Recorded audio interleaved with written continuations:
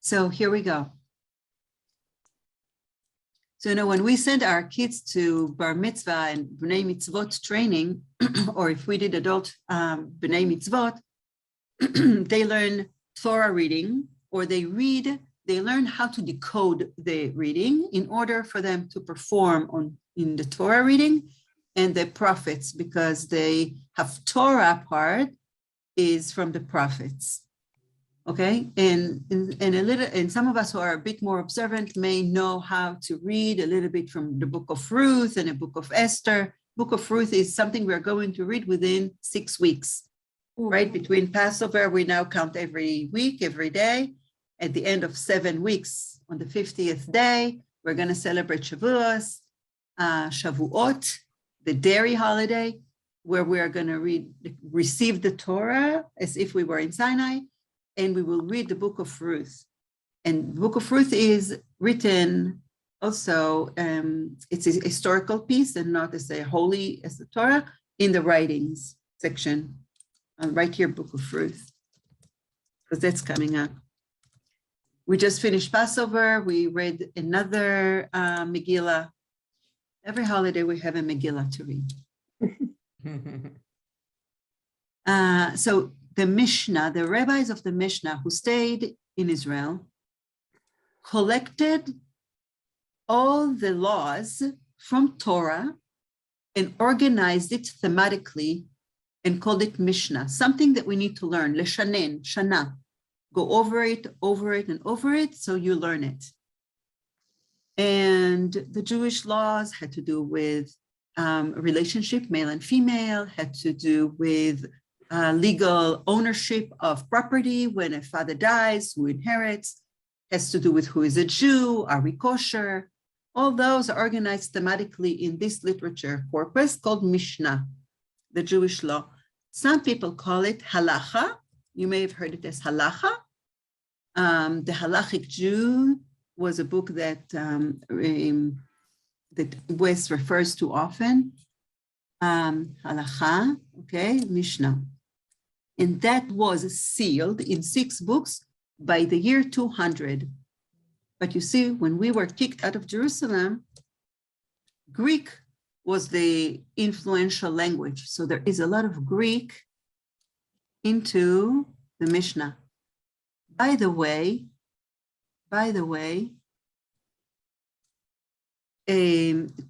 all the issues of sexual orientation is also discussed already in Mishnaic time. All the terminology that we do not have from Torah has been borrowed from the Greek. Like androgynous is someone who was born transgender, who has both male and female parts. And what you would think, why did the Mishnah talk about it, right? So it's hard to believe that we actually are not new to the subject, right? It's just popular again to talk about it. But in Mishnaic time, they were worried about who is allowed to read Torah. So when they're reading Torah or leading services, they will allow everybody else to be exempt, right? I can just sit and listen. I do not need to lead. So the leader needs to have those specific qualifications that the Mishnah defined. And we, conservative Jews, interpret, and Reform do not accept, right? And then you have everything in between. Talmud is a corpus that is a legal argument. I will call it the legal argument over generation. Over generations of rabbis. They were lawyers, they were all rabbis, but they argued the law. They quote the Mishnah, which is Hebrew, and because it was sealed in 1100, okay, we're talking 1100. At 1100, you understand that between year 200 and 1100, all of those 900 years, they were arguing, 1,000 years, arguing. Pairs of rabbis, does it fit my generation? Does it not fit my generation? And how does it fit my generation? And how do I know that I can actually claim this explanation and they did it in Aramaic. They spoke Aramaic. We actually have two Talmuds. One is Babylonian that was written in Bavel, one of our main diasporas back then, and one that stayed in Jerusalem called the Jerusalemite. We mostly academically learned the Babylonian, also yeshiva bachors read mostly the Talmud from Babylon because it is the most complete corpus, not because it is smarter, but because it's most complete. Often, academicians compare the Babylonian Talmud with the Jerusalemite pieces to complete their knowledge. There are characteristics in the language that are very different that you can prove by the language written and used, which one is from Israel, which one is from the diaspora. So the Talmud from Babylon was influenced by Aramaic. I'm going to put it in red. Actually, I'm going to circle red from the prophets. Oh, it didn't take red. Okay.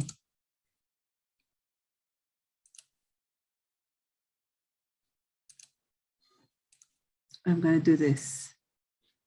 And because they also knew Greek, so we have influence of Aramaic and Greek in the Talmud.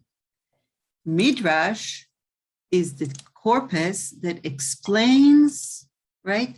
We have some midrashim that talk about the law, and there are some midrashim stories that tell us, oh, what did Sarah feel about Abraham taking Isaac without getting any permission and about to slaughter him on the mountain, right? We do not know what Sarah said according to our Torah.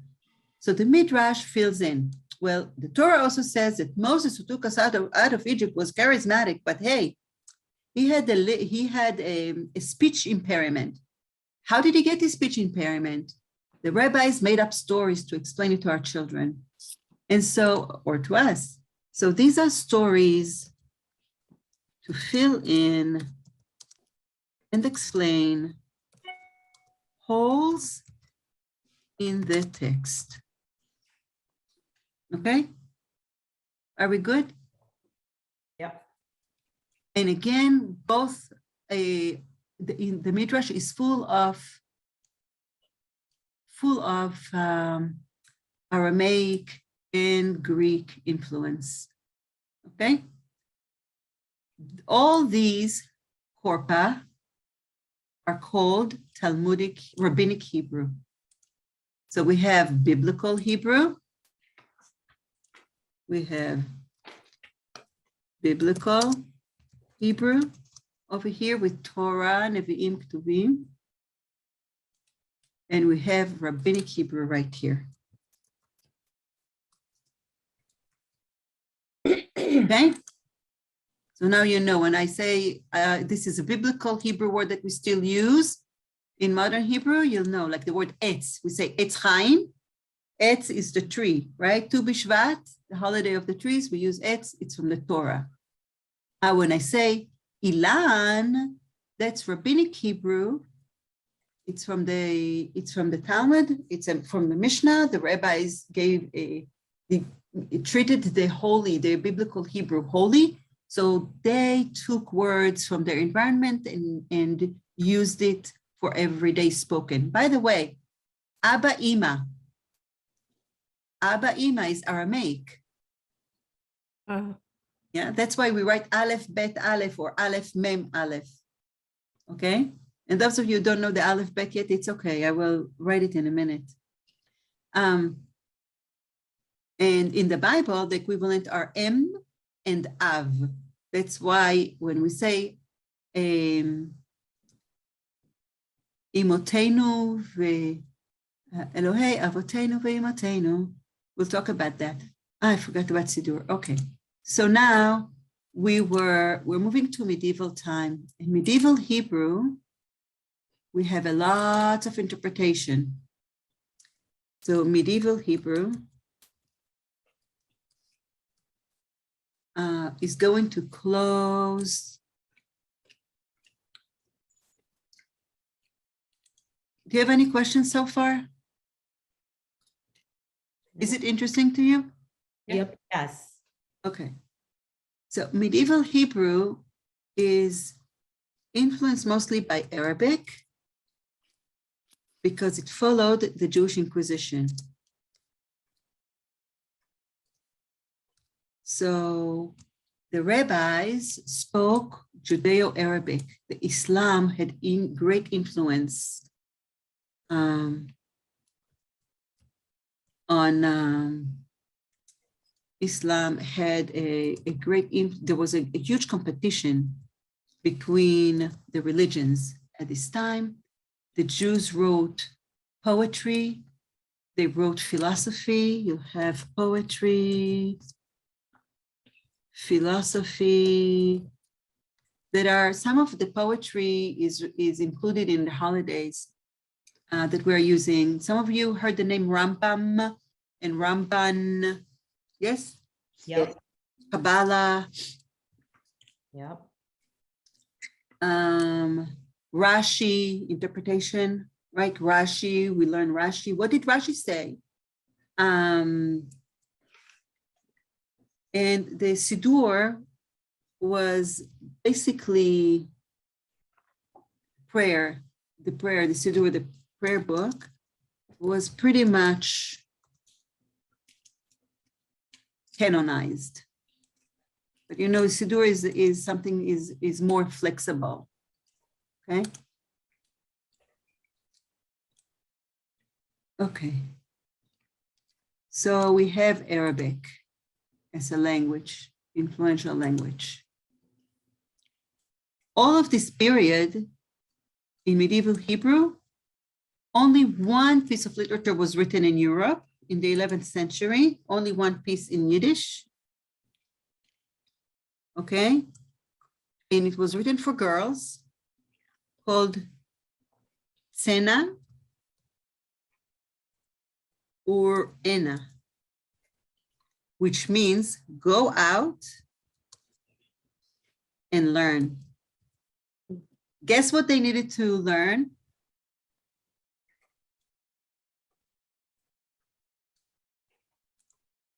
Any guesses? How to take care of their husbands. Exactly. Who said that? How to lead a Jewish life. Yes. And you understand that after the expulsion from Spain, the Jewish Inquisition, and we were kicked out, so there was a huge spread of Jews in Europe and in the other Arab countries. And from this, we're moved. So this closes the 14th century, right? And the spoken Hebrew goes dead.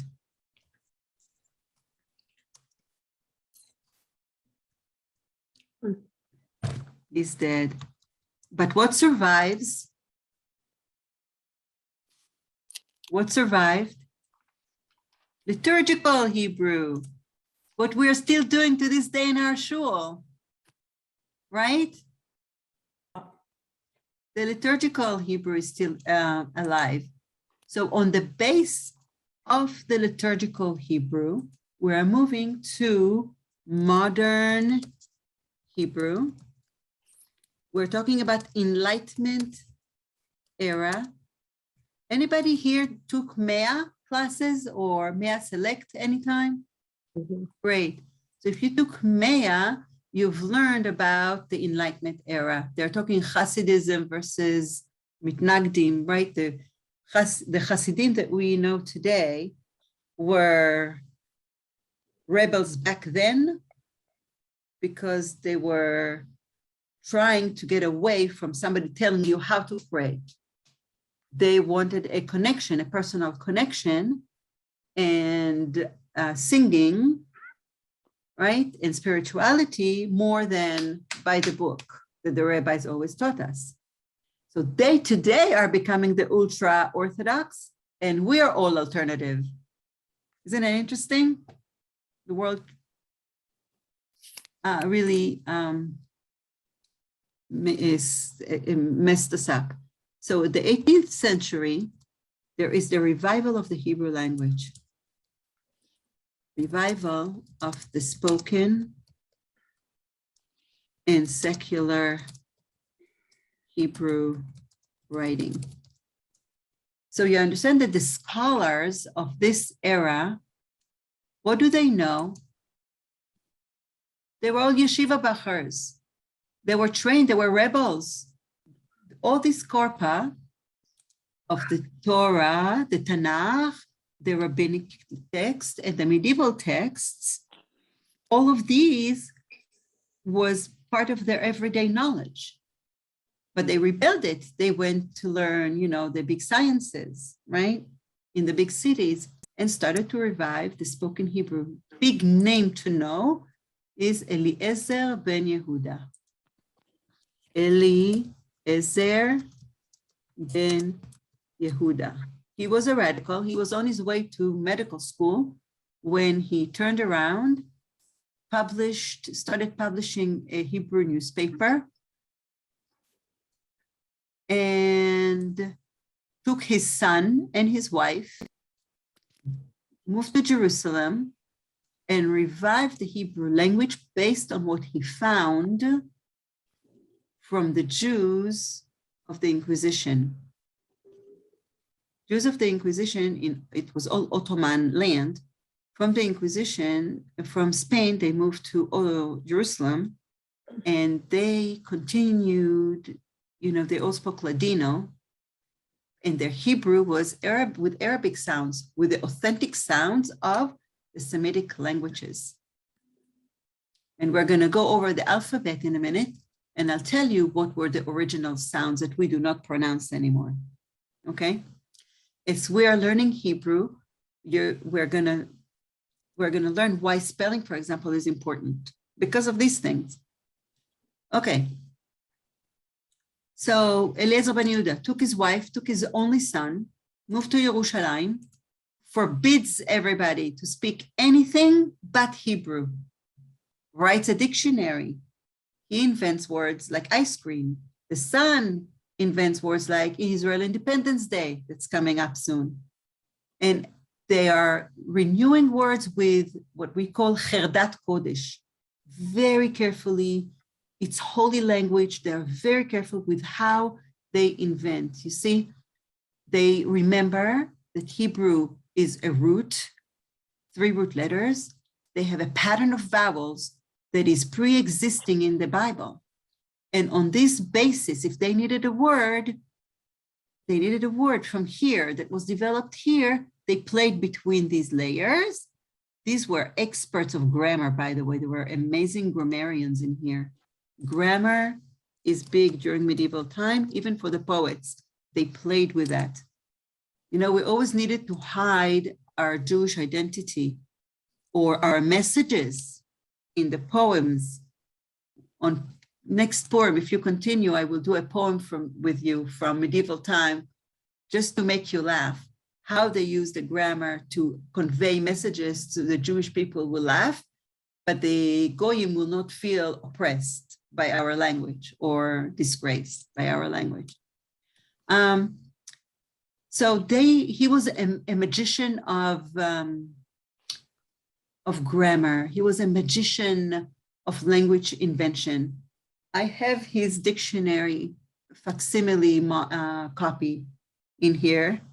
And since then, Hebrew is continuing to grow and reviving itself.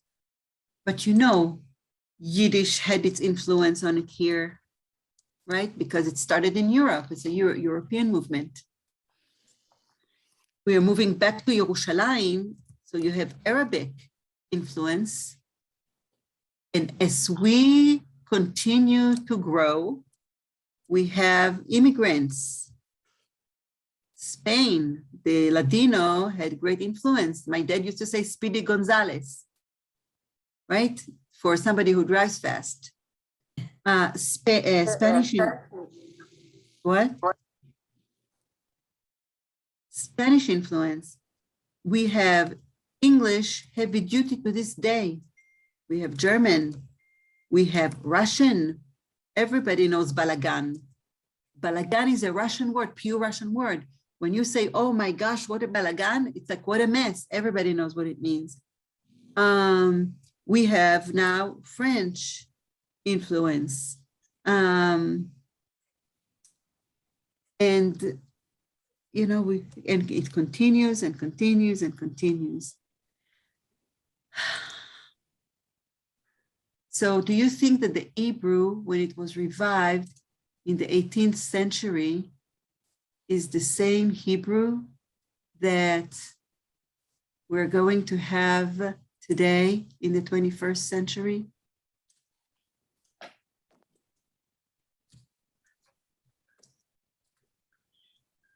Evolved. What do you think? We want? Somebody said we want. It's evolved since It's then. evolved. It's evolved. It's evolved. But remember, the foundation of the evolution is always where? In the characteristic of the Hebrew as a Semitic language that was founded here. Okay? So even though we evolve, we are here. So we say television, right? We say televisia. I don't say television. I hear television from the English, but I say televisia. So Italian word pizza, right? We say pizza. So pizza, stay pizza. Hamburger, right? Hamburg was a place. Hamburger is a hamburger in Hebrew also. Chips took a different form. Chips in America is the dry chip, but in Hebrew, it's a French fries. Okay, so these are encounters you're going to have when we call these words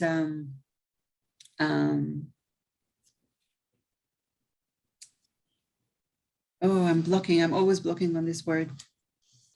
When we share the same, not mnemonic, always blocking on this word. Cognates. These are cognates, televisia, television, pizza, pizza, hamburger. These are cognates. They're common in all the languages, okay? We have cognates, a lot more cognates with Arabic and Aramaic. And Hebrew enriched its content over the lifetime of the Hebrew language based on those languages, okay? Which are incorporated in our prayer book, which are incorporated in our everyday. People don't think anymore, but when we're going skiing in a ski site, the word for site, for ski, is taken from Aramaic. They just recognize it as a Hebrew word. They do not know it's coming from Aramaic, okay? So this is the general view of the history of the Hebrew language. And what you would want to do with it is going to be up to you, okay? May I ask you how many of you do not know any of the alphabet letters? Be honest, because I'm going to do a different approach if you are familiar with them. Everybody's I could use familiar? a refresher, I'll be honest. Yeah, it's been a while, so. Okay. And will it be fair to say that we would like to speak, and I'm going to use a book to work on our spoken Hebrew? Mhm. Will it be fair?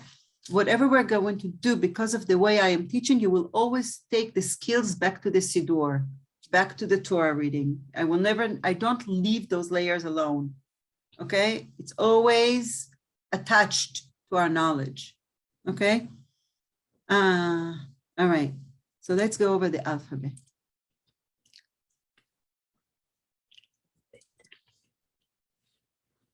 There are many songs. We teach our kids through singing, and we're going to learn from songs too. Okay.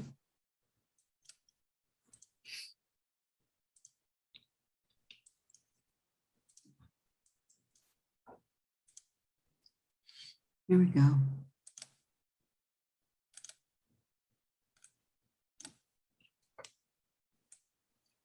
Ready?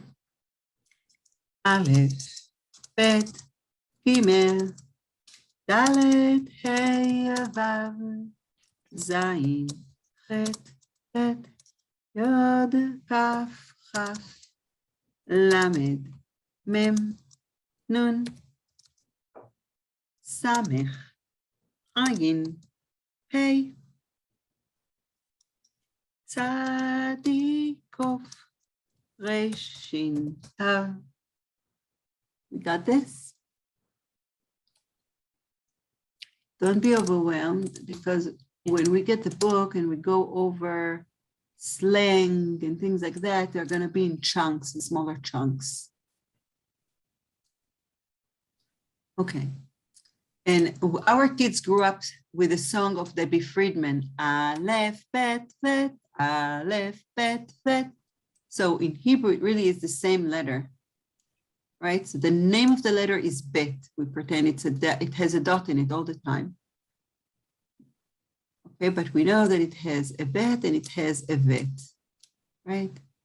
Aleph, Bet, Bet, Gimel, Dalet, He, He. How do I know? Now I'm giving you mnemonics, because if we have hard time recognizing some letters, mnemonics really help to the visual interpretation. Hey, oh, it's too big. 1 second. Hey, you can see a parent hovering over a child, but leaves space to grow. You see that? So there is space here. Vav, when you look at a book, Vav, like this. Vav in our book will have a little bit of a hat here, straight hat. And I apologize for my bed.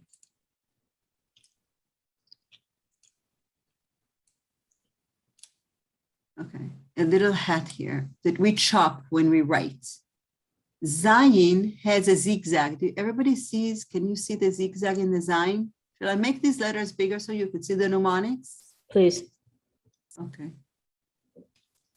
I'm gonna make them a notch bigger. Okay. Good.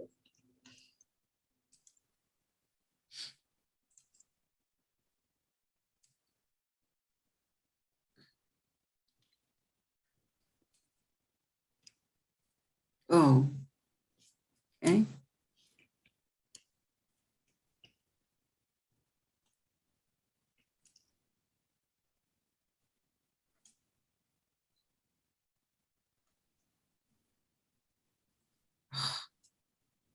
Trying to get rid of the bed. 1 second. That's why it's doing it. 1 more second, we'll be all set.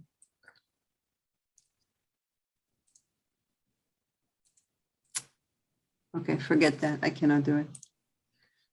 All right. So the hey is a parent hovering over a child, but definitely leave the child space to grow. Vav, straight here. Zayin has a zigzag. You can see the zigzagging here. In our books, from the Torah and the Siddur, the hat is a little bit crooked. It's not straight, it's crooked. So when we write the fonts, it will be crooked here. Okay. People confuse the Vav and the Zayin. So the only way to know is that it's zigzagging. Chet is staying straight on its feet, you see? And it stands straight. Tet has a tilt. If I write it this way, you will see the tilt better. It has a tilt, okay? Yod, just like the Vav, in this font, I don't have it, but in our books, you will always have a little bit of a hat on top, attached, Yod. Yod is the size of a pinky compared to the finger pointing as a Vav, okay? They're all cake letters, meaning they're all inside the line. If you take an imaginary line, they will all be the same size. See, here's my imaginary line. It's not imaginary anymore. You see? All the same size? Okay. Kaf. So the Debbie Friedman song, Aleph, Bet, Bet, Gimel, Dalet, He, He. Vav, Zayin, Chet, Tet, Yod, Kaf, Chaf. So Kaf is the name of the letter, just like the bet is the name of the letter. And we will see an occurrence without the cough drop. It will be chaf. And when it breaks a leg, we have a final letter. Final, sofit. Chaf. Sofit. Final. Okay? And now, if you have chet and you have chaf, you can ask me, so why do we need to have two ch sounds in Hebrew? Remember those original sounds? So chet was not always chet. This is a guttural, ha, chet. If you hear Arabic, when you hear Yemenite Jews or Mizrahi Jews speaking still like in the old way, ha is the sound they make, het. And chaf is always cha. So het is a guttural. When every Shabbat we buy a challah, you guys, we pronounce the het like the European Jews did, and most of Israel today, challah, but we write it with this letter because the pronunciation of this and that assimilated, came one. Okay, so het v'chaf. Aleph, bet, gimel, dalet, hey, vav, zayin, chetet, yod, kaf, chaf, because we have chaf sofit. Lamed, mem, and mem has a chimney. See, if I were to write it as a font in writing, this is how I'm going to write it. It's like a roof of a house with a chimney. That's the mem.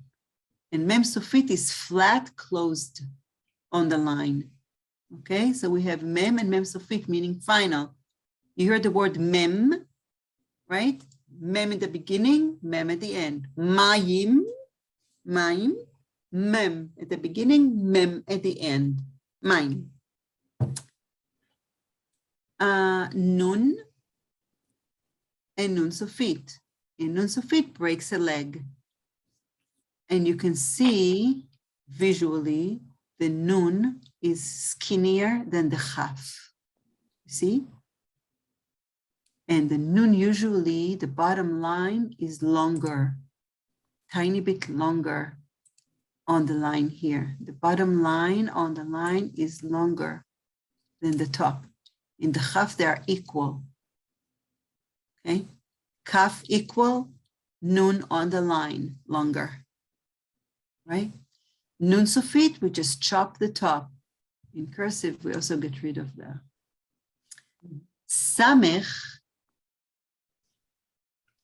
is, in this font, it's not very good, but samech is literally a resh and a vav. So it ends with a little bit of an angle at the bottom of the line, which is different from the mem sofit, which is flat, okay? Mem is flat.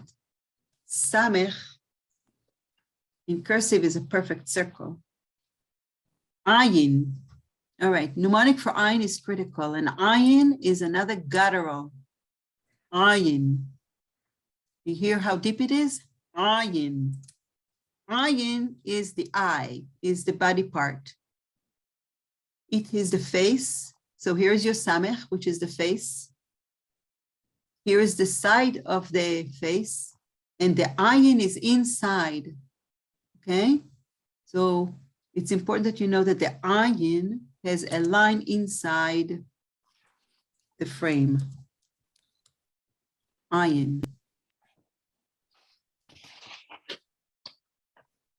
Pei has a polka dot, but face of it doesn't. So we have pei and fei and face of it. Fei, sofit. Like the name Yosef, right? The sofit, just like nun sofit and the chaf sofit, The face of it goes under the line a little bit. Okay? Are we good? Yep. All right. Tzadi. Everybody, we just celebrated Egypt. Mitzrayim. Mitzrayim. And Tzadi has a hand going sideways, like the Egyptian dance, right? Egyptian dance. Tzadi goes to the side, all right? And it breaks a leg and it looks like a Y, goes under the line, okay? That's a tzadi and a tzadi sufit. I'll write it here because I will not have space on top. Tzadi is the word with which we give tzedakah. Tzadi sufit. Okay? And then we have a kof. And kof, some people like to call it kuf. It's a kof. And you will tell me about Sigalit, we have a ka sound. We just have a ka. Well, once upon a time, the kuf used to be a guttural. I should make it in red. It used to be a guttural. It used to sound like this. Ah, ah. We lost it a long time ago. We lost it in biblical time as all the gutturals started to weaken up. Aramaic and Hebrew started to get weak in the pronunciation of the gutturals. So we are stuck with two ka sounds today. Nonetheless, the way we write words, the spelling is important because it's historical. If I write a word with a kaf instead of a kuf, I may get a different meaning. If I wrote a word with kuf instead of a kaf, I'll get a different meaning. I'll write a word with a chet instead of a chaf, we'll get a different meaning. So spelling, what's behind the spelling is exactly the history here. Now, reish, believe it or not, used to be rrr. You hear me? Everybody likes Elias singing? The rrr that he's using is much more authentic than my Israeli reish. I am speaking with an Israeli accent and I'm saying resh. When resh ends a word, if I don't emphasize the r at the end, you will not hear it and we will lose it visually later on. So if you have a Spanish r, I am welcoming you to it. Okay? R, resh. The authentic one, it was not only the rolled one, it was also guttural. R, it came from the throat, and Arabic still brings it from the throat. So, Debbie Friedman. Aleph, bet, vet, Aleph, bet, vet, Gimel, Dalet, He, Gimel, Dalet, He, Vav, Zayin, Chet, Tet, Vav, Zayin, Chet, Tet, Yod, Kaf, Chaf, Yod, Kaf, Chaf, Lamed, Mem, Nun, Lamed, Mem, Nun, Samech, Ayin, Pei, Fei, Samech, Ayin, Pei, Fei, Tzadi, Kuf, Resh, Tzadi, Kuf, Resh, Shin, Sin, Tav. Shin shakes right. Shin shakes right. And sin never makes right. In the alphabet, the letter shin is much more common than our sin. Thank God, I'm kidding. But the name Sarah, and it's a much smaller vocabulary, has a sin, okay? And the majority of the Hebrew is a shin. We say shalom, right? And Elias and Michelle on Shabbat Alive always sing at the end, Salam aleinu ve'al kol ha'olam, salam, salam. Salam is Arabic, but it's the exact translation of shalom. As a matter of fact, it's exact same word that all the Semitic languages have for peace. shalom. So all the sa, many of the Arabic sa became shin in Hebrew. Okay? And the long ah from Arabic became o in Hebrew. So we have shalom.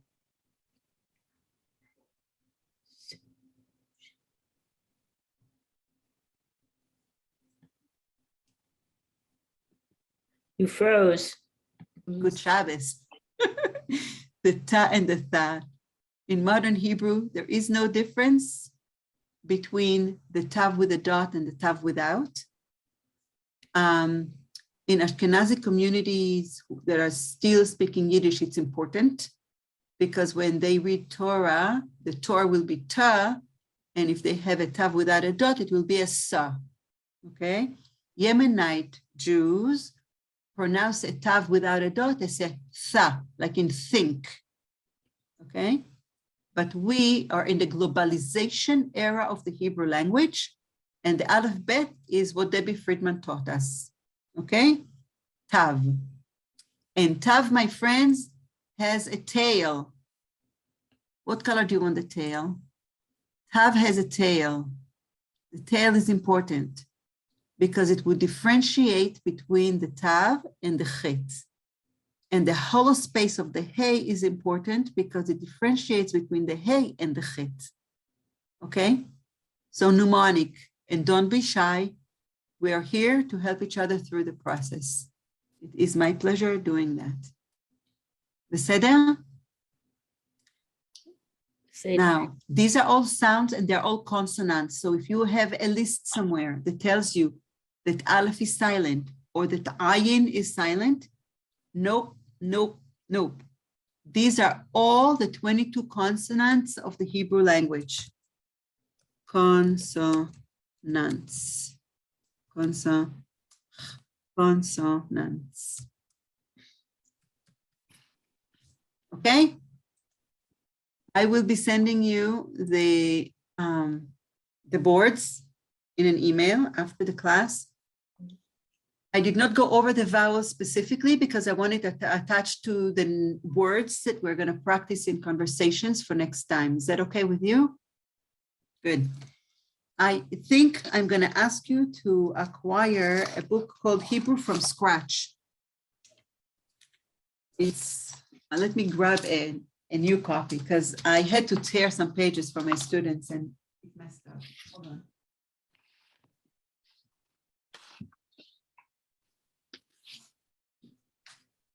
This is the book.